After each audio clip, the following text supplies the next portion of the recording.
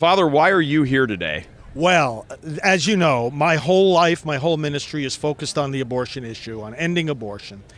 And this is the case that could reverse Roe v. Wade. You know, in the pro-life movement for decades now, for 5 decades, we've been talking about we have to end Roe v. Wade because that's the decision that legalized abortion, took away not only the right to life of the babies, but for the right of the states to protect the babies. This case is looking exactly at that question. Should we allow the states to protect these babies? And that's why this, more than any other abortion case that the court has heard, and it's heard dozens of them, gets to the core of the issue. And because we have, more favorable justices now on the court, justices who are less willing to legislate and more willing to judge, we're confident about the outcome of this case. Do you think that Roe v. Wade's going to be overturned?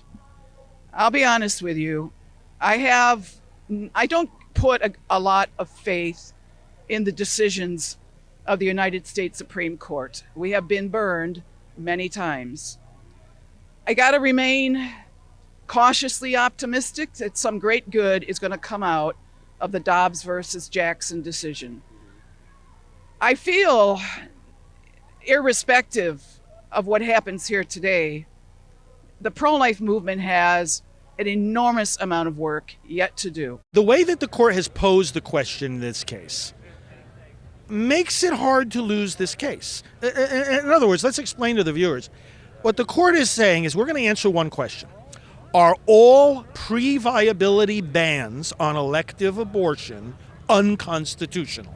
So in other words, if a state like Mississippi says we're going to protect babies at 15 weeks, nowadays, as the doctors later will tell us, viability is usually somewhere around 22 weeks. At the time of Roe, it was 28 weeks. And the way they pose that question, they're not going to go through all of this, accepting the case and hearing the arguments, and turn around and say, yes, hey, by the way, they're all unconstitutional, case closed, back to the way it was before. They're going to change it somehow. Any way that they change it is going to help us. Right. And what are their options? Well, they could say, all right, we're going to uphold Mississippi's law, and if states, have a good reason to ban abortion at 15 weeks, they can do so. And they could stop there. They could put the period there at the end of the sentence. Or they could go a little bit further and they can change what's called the standard of review. How many hoops does a state have to go through for the court to say their law is constitutional? That's standard of review. So Roe v. Wade put it at the highest level standard of review, strict scrutiny. You can't limit this right, except in the most exceptional circumstances. Planned Parenthood versus Casey, almost 30 years ago now, lowered the standard of review. They invented something called undue burden that they still don't know what it means. But the point is, they made it easier, in other words, for the states to regulate and even sometimes prohibit abortion. Now, in this case, they could lower it even further. And that's what Mississippi is asking the court to do. Mississippi is saying, look, put abortion in the same category, as all the other things that we legislate about. Whether it's medical procedures or other things in society, put it in the same category. What is that category? It's called rational basis review. If the state is pursuing a legitimate interest, like protecting the health of women, protecting babies in the womb, they're pursuing a legitimate interest, is this law reasonably related to that goal? And if it is, hey, it's constitutional. You might not agree with it, but it's constitutional. And so the states are basically saying, let us legislate, please. Why is abortion the only procedure that is given this constitutional status?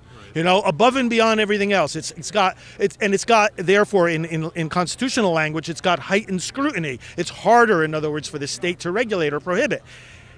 This case and in this court could lower that standard of review. And here's the third thing they can do. And Mississippi, yes, exactly. Mississippi is asking them to do this. They can reverse Roe and Casey altogether. They could overturn abortion. Let's say they did. Let's say they seriously restricted it. Our country still needs to be educated. It needs to be converted. The church needs to be strengthened.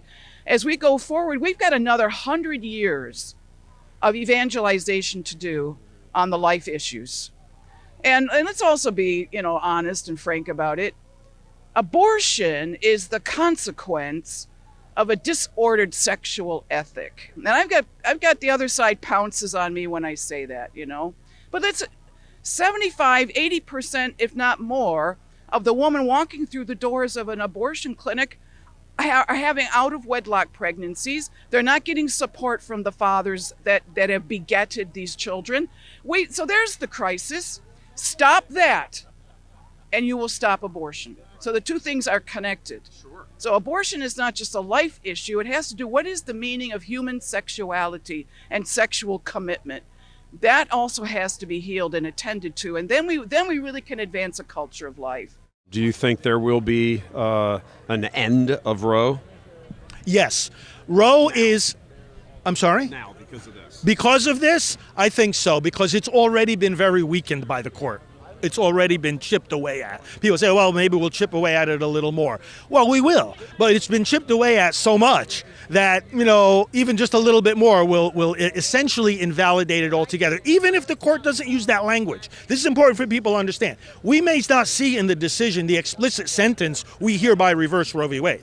But if they say it's okay for a state to protect these babies before viability, then it's essentially reversed. I want to say that the key to success in the pro-life movement is perseverance. That is the key. As long as we do not give up, I believe someday there will be the victory. And Martin Luther King said it right with the civil rights movement. It applies to us. A lie cannot live forever, and abortion is a lie. 6 Catholics on the court. One's not going to vote. 5. What do you think, from a strictly Catholic point of view, this means? Here's the opportunity for 5 Catholic judges to go put the stamp on it and really change history. Isn't that right? It would be to their great credit, wouldn't it? And again, a reminder that their faith life is not separate from their public life. The Church has said that in many documents. You and I and many others have been repeating that. And it's not that we're saying that the court is using a theological reason. That's not what this is about. What we're saying is that judges whose life and whose worldview is shaped by those spiritual and moral and doctrinal truths are coming to the right conclusion about things. And I think that would be of great credit to them and to the faith, and a great strengthening of our argument that, you can't really separate your public life from your faith life.